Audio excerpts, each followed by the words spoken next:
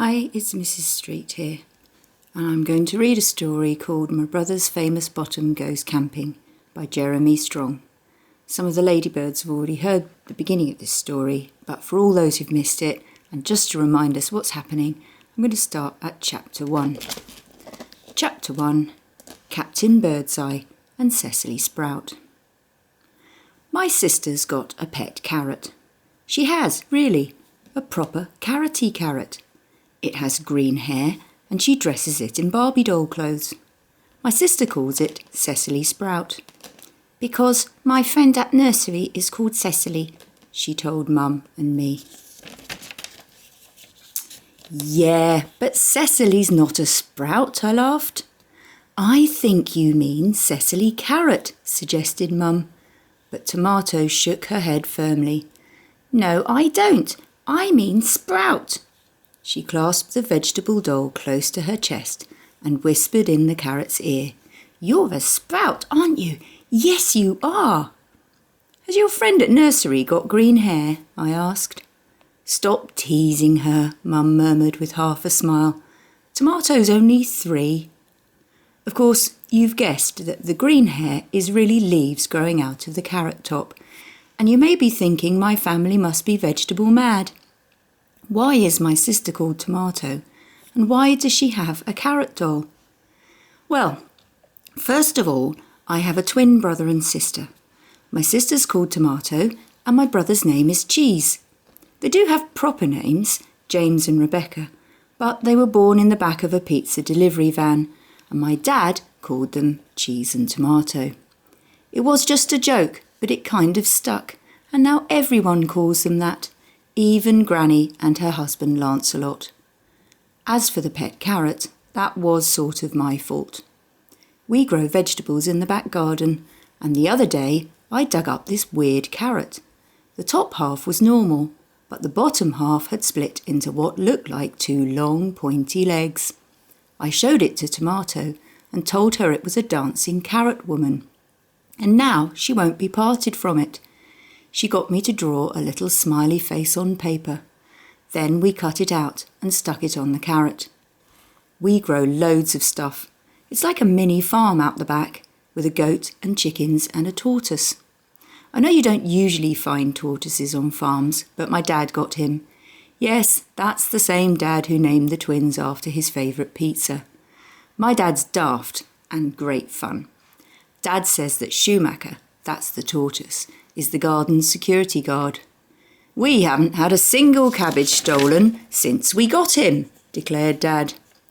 We never had cabbages stolen before we got him, Mum pointed out. My dad's good at thinking up names. He used to have a pet alligator called Crunchbag, don't ask. And our pet goat is called Rubbish. Guess what she eats. He's named the chickens too. We only got them a few days ago. 4 hens and a cockerel.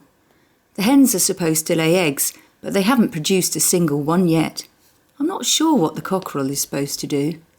At the moment, all he does is wake up the whole street in the morning before it's even got light. Our neighbour Mr. Tug isn't too happy about that and keeps coming round to our house to show off his impressions of an exploding volcano.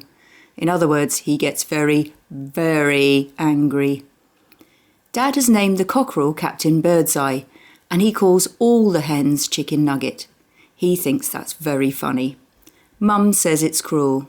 Dad told her she was being silly because hens don't understand English. Mum said that was just as well, because if hens could speak, they'd tell Dad that he was a nasty, horrible man who ate chickens. Dad replied that she ate chickens too. Mum said yes, but she wasn't the one calling them Chicken Nugget. Then they started laughing. My mum and Dad are always having daft arguments. Anyway, Mum went on, you can't call all the hens Chicken Nugget. Maybe the twins can think of some names. Come to think of it, where have they got to? I thought they came outside with us. They did, I agreed. They went to look at the chickens. There was a startled squawk from the hen house, and a hen came zooming out, half running, half flying, and 3/4 falling over itself. There were several more protests from deep inside the coop, and 2 more hens burst out into the pen. They looked upset and rather ruffled. Mum folded her arms. "I think I know where the twins are," she muttered. "Nicholas, you're just about small enough to get inside. Would you mind rescuing the hens from the clutches of the evil pizza twins?" Honestly, I'm always having to rescue something in our house. If it's not the twins, it's the hens. And if it's not the hens, it's my dad. I folded myself up as small as I could and squeezed into the hen house. It was pretty gloomy inside, but I soon spotted Cheese and Tomato. They were sitting on the bird's perch. Cheese had his arms firmly wrapped round the last hen and appeared to be introducing the poor creature to his sister's pet carrot. "This is Cecily Sprout." Cheese looked up and beamed at me. "This is my hen, and she says Cecily Sprout can ride on her back." Tomato tried to stick the carrot on the hen's back, but without success. Surprise, surprise. I groaned. Sometimes I think madness must run in my family.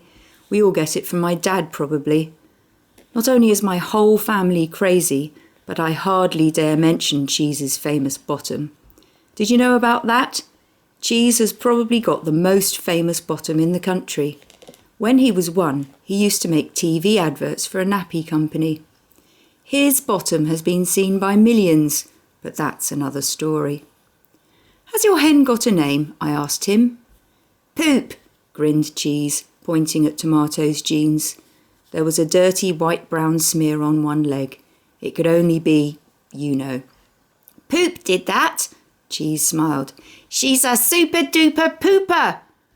The twins burst into giggles. So there we are.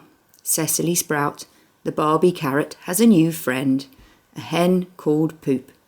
As for the other hens, they're called Mavis Moppet, Beaky and Leaky. So now you've met everyone.